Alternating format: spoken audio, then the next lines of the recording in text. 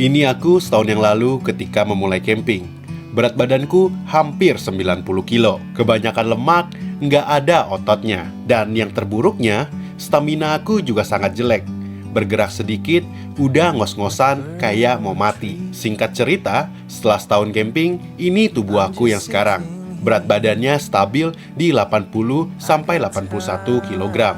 Turun kurang lebih 10 kg. By the way, ini dilakukan tanpa nge-gym, tanpa diet, hanya camping saja loh. Stamina aku juga jauh lebih baik, nggak ngos-ngosan lagi. Dan yang terpenting, lemaknya sudah berkurang.